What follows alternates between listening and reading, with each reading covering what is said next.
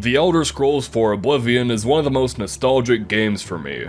Overall, despite its jank and weird quirks in the modern day, it's still up there with one of my favorite games of all time just based on how much fun I had with it growing up.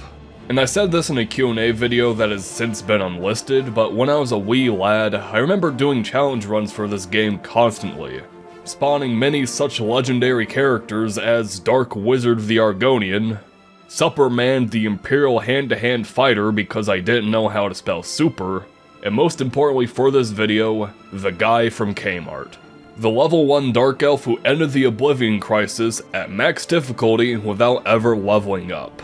So today I'm here to ask and answer a question that you've probably thought to yourself, I don't know, can you beat max difficulty Oblivion at level 1?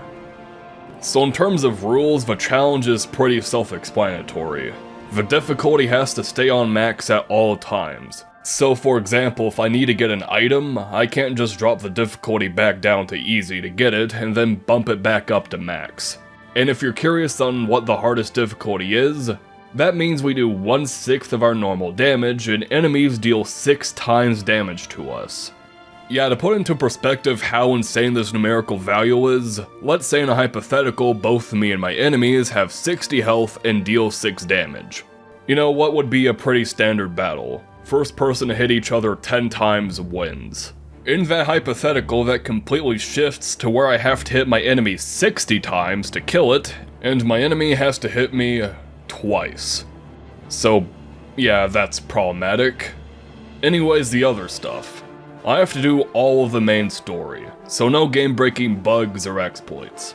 Minor glitches can be used and there will be a lot of cheese throughout this run, but nothing that fundamentally makes the game immensely easier by doing.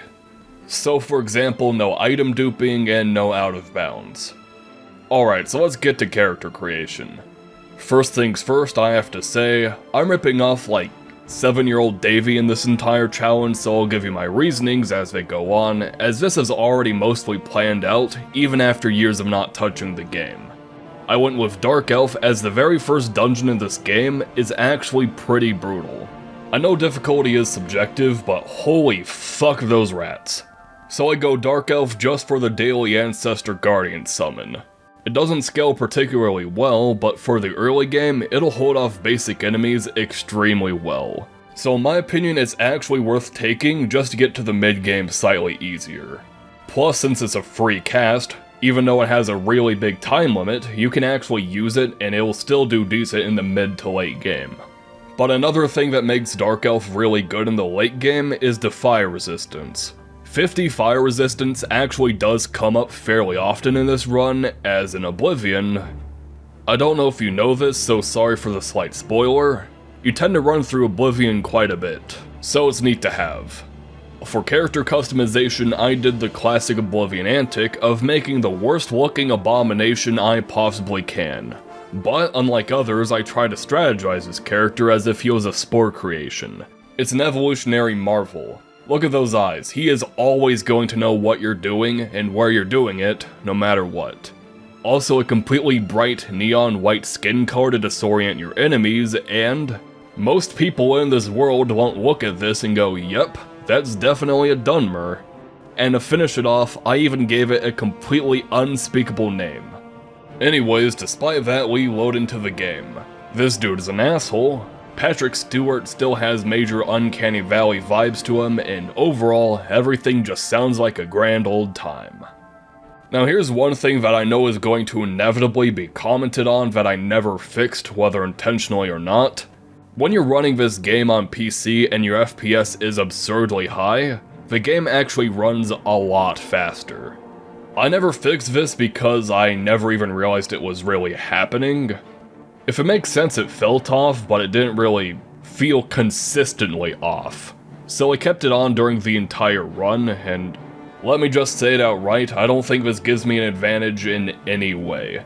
The only thing I could possibly think of is that when I'm leveling spells, it's a little bit faster, but that's about it. It's something I knew I needed to point out immediately, lest other people do it passive-aggressively. So for the caves and the sewers, the run is pretty much just run in, summon Goon, play Pokemon with my ancestor, wait for it to die, wait 24 hours, and rinse and repeat.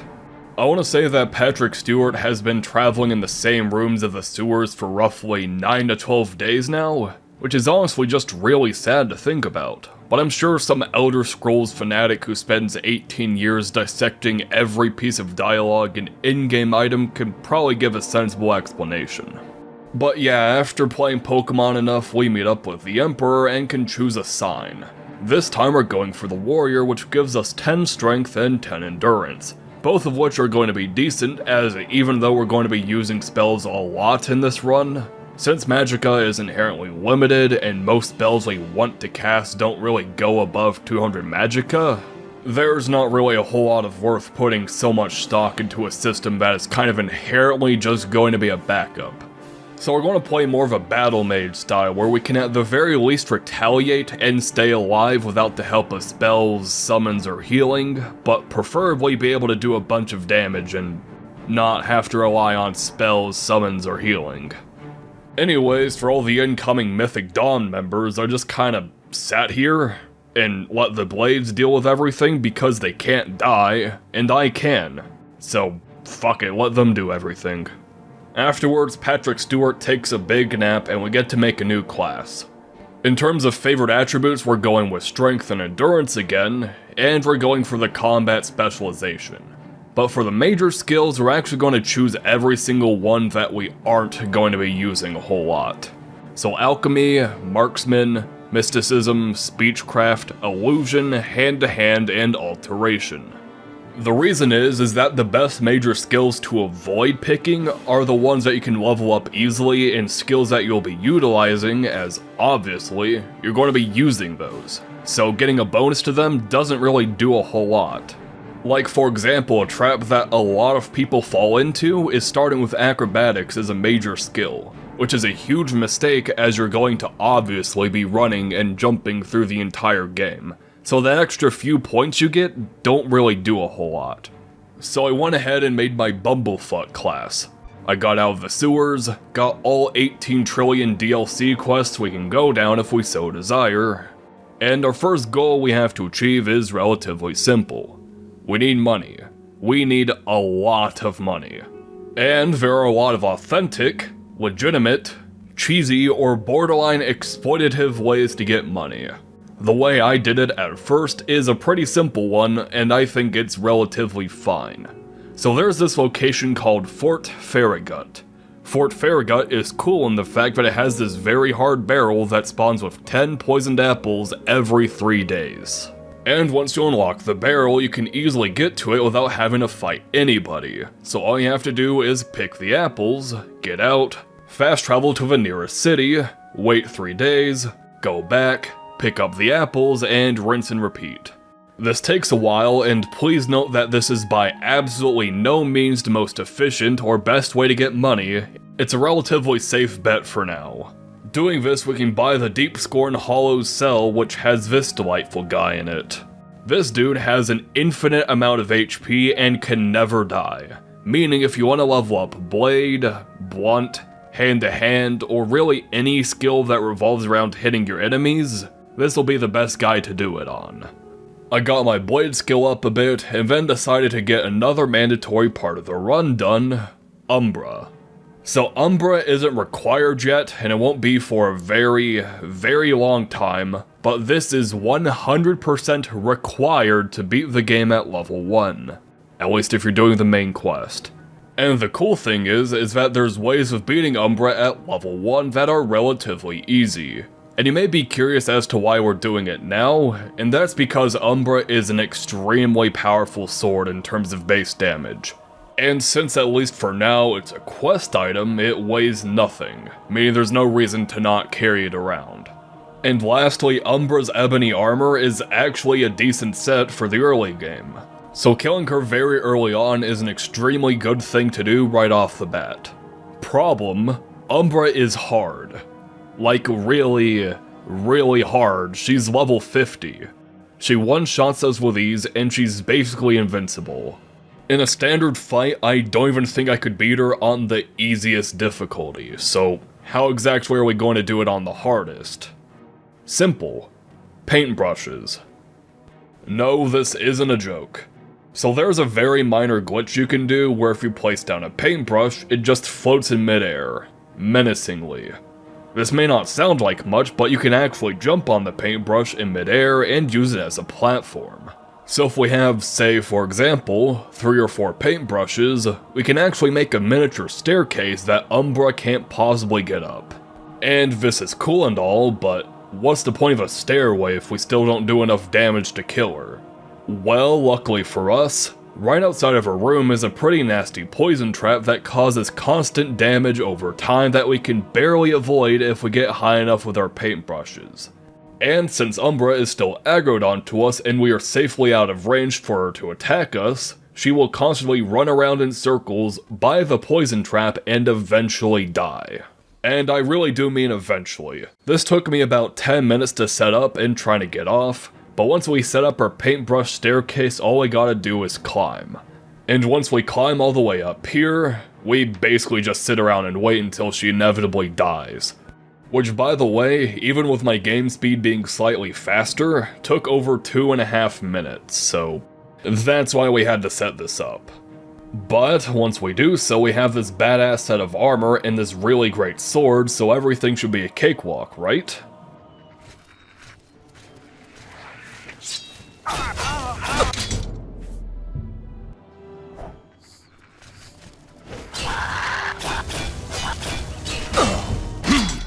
Okay, so absolutely not. But goddammit, this is still a substantial improvement, okay? Now for our next step, we're going to Frostcrag Spire. In there is this handy little thing that lets us craft spells, and although this is very cheesy, and please let me just say outright, you can break the game in hundreds of different ways with this thing, we're not really going to. For the most part, we're only going to be using this for 3 main things. Firstly is slightly more efficient conjuration spells, secondly is a very select few fortify attribute skills, and thirdly is very cheap spells we can utilize to level up our skills faster. So for example with conjuration, we can make a stupidly cheap summon skeleton spell that only summons a skeleton for a second, which is very easily spammable and helps us raise our conjuration skill to what we want it to be, which is currently 75.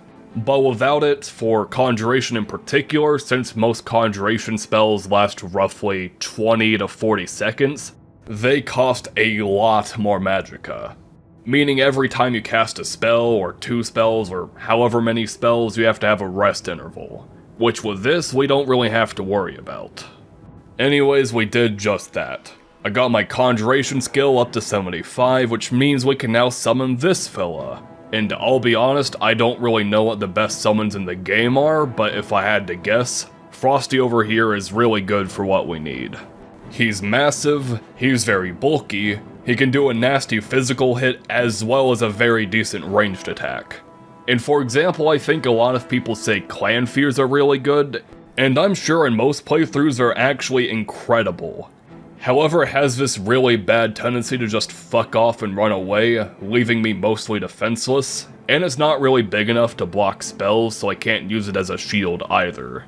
So although I did make a fair few conjuration spells, for the most part we're going to be running with Frosty the entire game. For the fortify skill spells, the 3 most important of which are going to be Mercantile, Security, and Armorer. The cool thing is all of these skills you can make a very simple fortify by 100 points for 2 seconds spell, and you'll get 100% of the value out of it. Lockpicking is a minigame that freezes time. Mercantile happens during conversations that are frozen in time. And Armorer is in a menu which is, take a guess, frozen in time. And for example, Armorer means we don't have to ever worry about our repair hammers ever breaking. Mercantile is great for a bunch of reasons, mainly selling and buying, who would have guessed, and Security means high-level locks are now a complete joke, and we don't really have to worry about them ever again. With all this combined, we can now go to where we're supposed to go this entire time, Kvatch. Kvatch may be gone, but with our summons, new weapon, armor, and a massive resistance to fire, we can actually take down Oblivion gates fairly easily. I know I said it earlier, but fire resistance is really important in a realm with this much fire. Sith Lightning still one-shots us, don't get me wrong, and it will for the entire game, but quite a lot of enemies in the realms of Oblivion utilize fire, which is really just a great sign for us. We also get this guy over here to help us out, and let me go ahead and talk about NPCs and summons a bit more in depth. They're really, really good, as funnily enough, all the difficulty settings don't apply to summons. They're about the player. So although you'll do 1/6 damage to enemies and enemies do 6 times damage to you, you obviously aren't an NPC. The thing is, they don't really change. Like, don't get me wrong, I take 6 times more damage, but the enemies don't deal 6 times damage. I do 1/6 damage, but that doesn't mean the enemies have 6 times health. So one of the best things you should utilize on any high-level Oblivion playthrough is summons and NPCs. Summons are self-explanatory, but NPCs actually have a whole lot of diversity.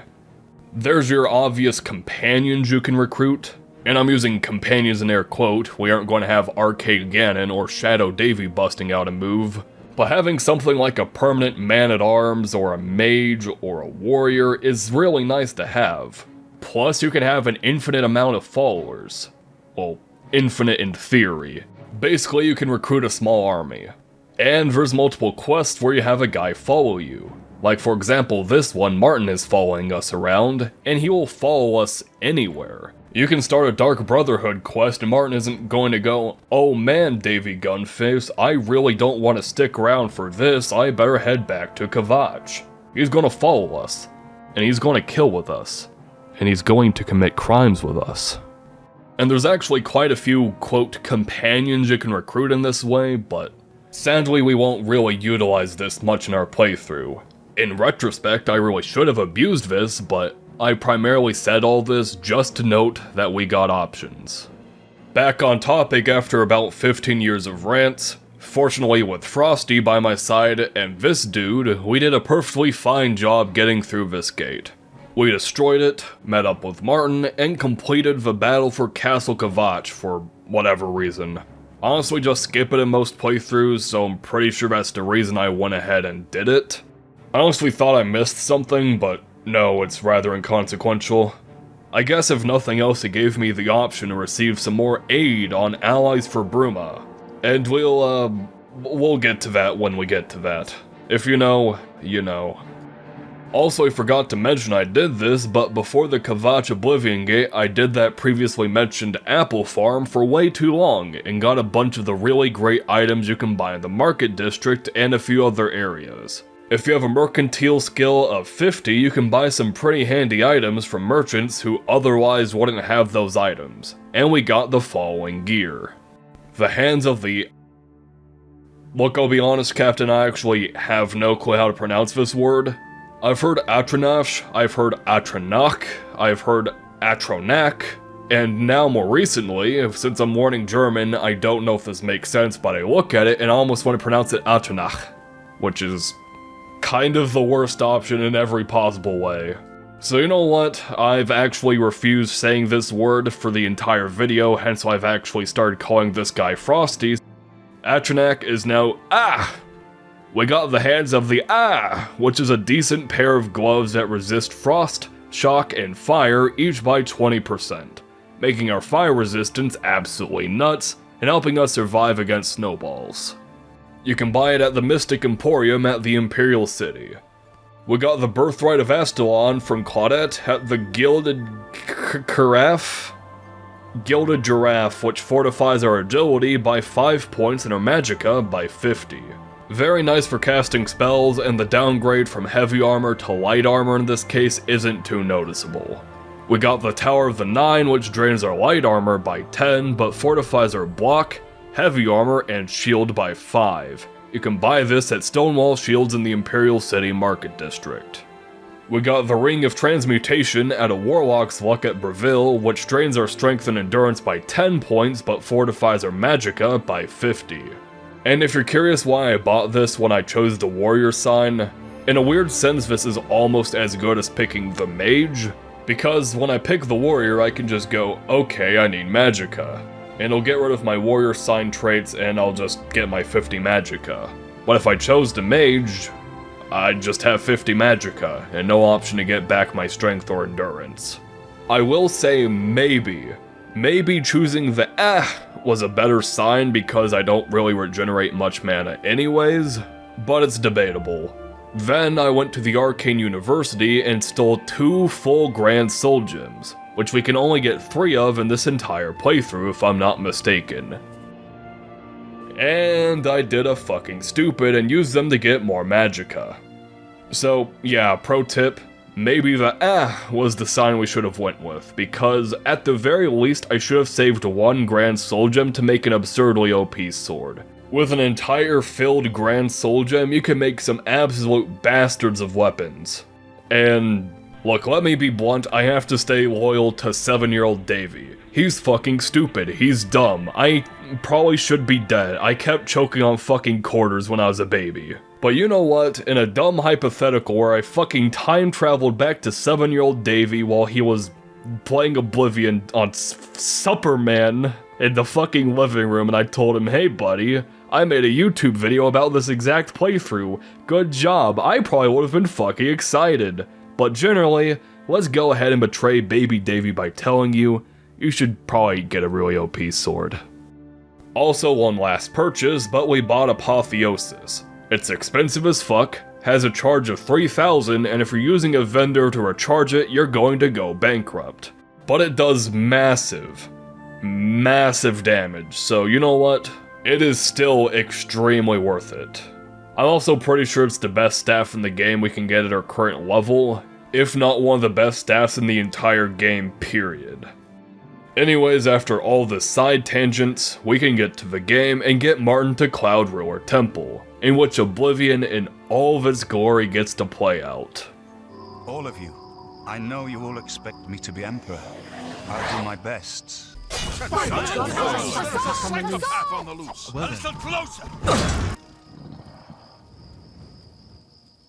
Well then, thank you, Martin.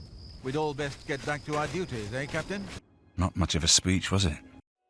The next quest is pretty simple if you know what to do. Simply put, you gotta find out what the heck the Mythic Dawn are up to, and you need to find 4 books to do so.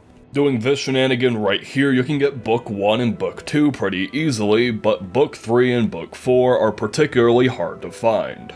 And by particularly hard to find, I actually just mean Book 4, since you can talk to this fella right here, and he'll give you 3 pretty easily just by telling him that Big E is doing the big sleep. Anyways, afterwards you go to the meeting he was supposed to go to, make sure this guy does a big nap, and then you have Book 4. Then you can go ahead and talk to Tarmina. She then gives us a puzzle, which is, well, it doesn't really make sense when you think about it. Like, not a single guard in the history forever went, yes, why is this stone shining right ominously at this specific point of Cyrodiil during the specific part of every day? That's probably nothing. My suspension of disbelief, just like myself, is very challenged. And here's something pretty cool about the Oblivion main quest. There are multiple instances of the game going, hey guy, we're currently working on this thing, but it's taking us a while, so it's probably going to be done in a few days, alrighty? Do something else for a bit. Maybe check out the guilds, or take a relaxing stroll through Insanity, or buy some fucking horse armor for $250 USD. Which isn't particularly efficient when you can just walk outside and it'll be tomorrow, or do it a few more times and it'll be 3 days, or 2 weeks, or 5 months, or fucking 28 years. It really doesn't do as much as it thinks it would do. But eventually we got this puzzle done and we can move forward to this area. But first, horse.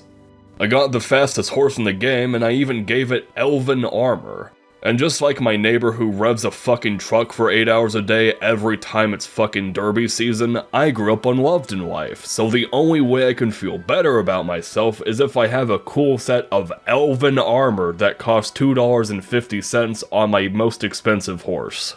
Riding our way downtown, walking fast, we get to the Lake Arius caverns and, die.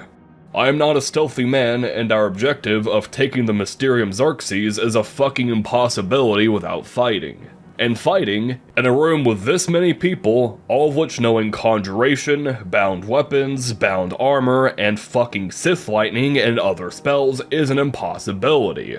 I can't 1v1 a room with the entire state of fucking Colorado in it, so I'm gonna have to go for a different option. We instead go for the genocide route of killing every single person one by one, resting and rinsing and repeating because God knows fighting more than 2 people at once is a death trap. And especially so if we're in a wide open room where I can't hide behind my giant 10-foot tall ice monster like a gay sub shyly asking his not socially awkward boyfriend to call over the waitress walking around the restaurant because they forgot to bring them condiments with their meal. That is the stupidest fucking way to portray what I'm trying to get at, but I hope you know what I mean. But after our fun and interactive and engaging game of fucking Leapfrog, we have to get Martin a Daedric artifact so it can open a portal to Paradise where Mankar Cameron, this asshole, is residing. To do this, we have to go to a Daedric shrine and do a quest for that shrine to get an artifact. But there's a problem, because why wouldn't there be? Every single Daedric shrine is leveled, and hence requires you to be a certain level. And the lowest level ones we can do, Azuras and Sheogoraths, requires you to be level 2, and most others are level 10, 15, and even up to 20, if not more. Which, going by my hypothetical degree in 3rd grade mathematics, is a little bit higher than level 1. So, how exactly are we going to do this? Well, it's strange.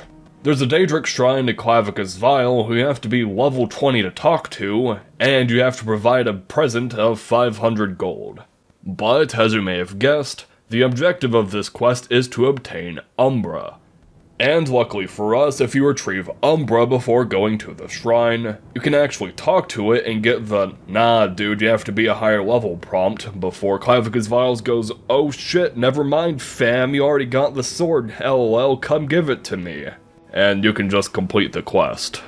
So fun facts with Davey, there's a grand total of 15 quests that you can't beat at level 1. There's a lot more that you can't beat without going to sleep, so I have to plan those out in advance, but other than that, it's 15. And out of those 15, 14 of them are Daedric Shrine quests. Meaning that if it wasn't for Umbra and this approach, the challenge would not be possible. And if I had to guess why this quest has a level requirement, without clever use of game mechanics, as some would call it, killing Umbra at a low level is virtually impossible. Especially so on higher difficulties. So I'd imagine this is more of a precaution so players don't receive this quest and get infuriated by a constant death march that they shouldn't be on. But yeah, no more Umbra, but with this we can progress the main story.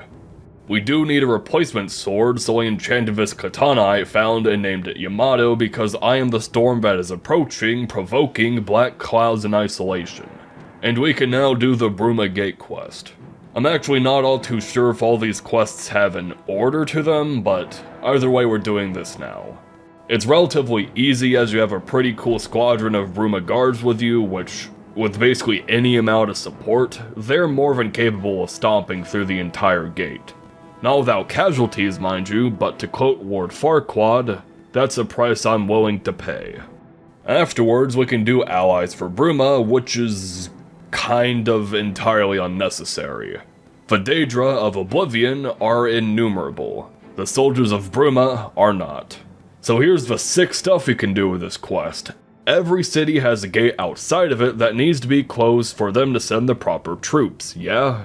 I mean, it makes sense. They need to prioritize their own safety before they send out troops 800 million miles away. So you can actually go ahead and help them clear out the gate. And after doing so, you get a very nice thank you, and they tell you that they can now spare some troops over to help with the battle.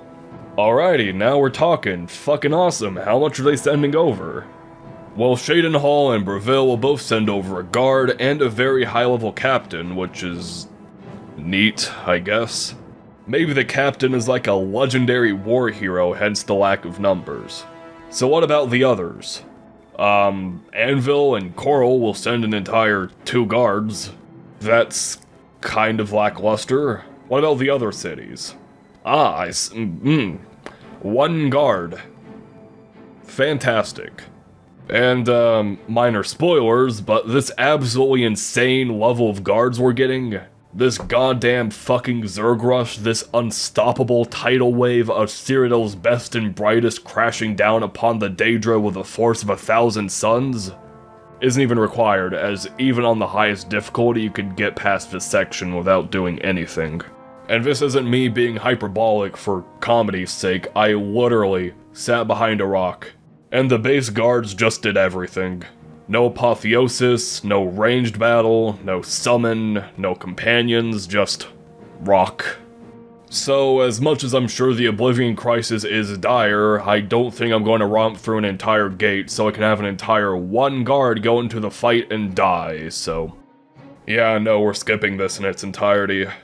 Afterwards, we have to get the Blood of the Divines, which we can get by retrieving the ancient armor of Tiber Septim and Sancrator, which is cool for the better part of 15 seconds, but was generally uneventful. And likewise, so is the retrieval of the Great Welkin Stone. It's just another 2 dungeon runs with not a whole lot gained, a whole lot lost, or a whole lot that's eventful, so yeah, we're going to go ahead and get to the last part of this quest. We need to retrieve a Great Sigil Stone from a Great Oblivion Gate, which means letting a Great Gate open outside of Bruma, which is... I don't know. We don't have that entire one guard from Wayland sent over so we can get Dunkin' Donuts on the way home, so I don't know how possible it is, but let's try it. Entirely off topic, but every single one of these guys have the exact same voice and face.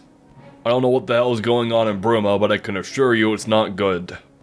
Anyways, after I blasted my enemies with Mecha Shark, which is a totally balanced and fun card by the way, we can enter the Oblivion Gate, which is a bit more tricky. And by a bit more tricky, what I actually mean is I entirely forgot what the route you're supposed to go through is, so I just ran past everything with the power of parkour, fire resistance, and the quick save button. And after enough incomprehensive jumping and wacky woohoo shenanigans, I got to the last tower. This guy right outside the tower did Sith Lightning me to death a few times, but other than that, the rest of the tower was a pretty fun adventure. By the time I got to the top, I was kind of concerned with time, so I did some more parkour moves to get past both the Daedra guarding the stone. I activated it, then I ran away like a bitch while I hoped that the Daedra who was literal feet away from me by the time the portal closed didn't kill me to death. The guards cleaned out everything else, and we can go to Paradise, and it's just a wonderful time. Despite how cool giving service to a Daedra would be, you can't spell Davey Gunface without gay fun. I'm not gay, so we're not doing that. Instead, there's something even more important here, and I have to preface this by saying this is unironically the most exciting part for me in this entire playthrough. It's something I didn't even know existed and didn't know you could even do. If you decide Paradise is a dumb place for dumber people and go for a nice relaxing swim for approximately 18 years, you can find an island out here on the other side of the map, where you shouldn't be in absolutely any scenario unless you're intentionally just trying to explore every inch of Paradise. That's actually a really good porno title, I'm gonna save that for later. Anyways, if you go here, you can go up this island, follow this path up, and you can find a spectral mud crab guarding and gazing upon its bountiful treasure. This is the one and only spectral mud crab in the entire game, and I'm not even kidding, despite how arbitrary this is, I had no clue that this existed, and I'm so happy. For a bit of meta commentary, I've been using it in a lot of clips where I abuse console commands for footage, and I love him. I love crabs. They're cute. Also entirely off topic, but if you've ever played World of Warcraft, specifically a hunter, there's a rare pet called Ghostcrawler you can find in a similarly mundane place you have absolutely no reason to be in. And honestly, it's one of my favorite pets in that game, and this reminds me of that. Anyways, I guess we actually have to go through Paradise now, so that sucks. So yeah, instead of giving service to this Daedra like a good slut, we're just going to kill him. And doing so, we can get through this cave fairly easily with some trial and error. And then we can confront Mankar Cameron, who, definitely has a fight. It's a fun battle of, if any of the Camerons use lightning, I instantly fucking die. And they all really, really like lightning. And I can't even retaliate with Apotheosis because he just kinda pulls out a no you card and blasts me straight to hell, so that isn't an option. Basically, Frosty has to end the battle within seconds or we die. It's stupid, dumb, and took a fair few tries, but it is doable. And we did it. We won. Now we can get Martin to light the dragon fires and be formally recognized as the Emperor. But uh-oh, Oblivion gates are opening up throughout the city and the guard is overwhelmed and everything is awful and horrible. Whatever shall we do? Speedrun tech. So basically you're supposed to escort Martin to the Temple of the One, which is probably a pretty epic battle with Dremora and other creatures of Oblivion invading the city. Guards are everywhere, and oh shit, Mehrunes Dagon is here and doing comic antics. But you know what, let's actually ignore all of that entirely, and we can just go ahead and walk past this Oblivion gate, and despite the game being very unhappy with that, we can go ahead and just walk 10 steps behind Mehrunes Dagon, which is just way too much effort for him to try and go through to kill us, and we can enter the Temple of the One. But Davey, Martin isn't here, you dumb bitch. True, but luckily for us, we can just wait an hour and Martin does an instant transmission move right on top of us, which skips the entire escort section of this quest. Afterwards, I give him a very lovable sword slice. I do what I must do. Farewell. You've been a good friend in the short time that I've known you. You've been a good friend. Martin digivolves into a fucking dragon. This entire cutscene plays out way too quickly because my $2 billion gaming PC is way too advanced for Oblivion, and I'm running thousands upon thousands of frames per second. Martin evolves into a rock dragon type, and we beat Oblivion at max difficulty at level 1.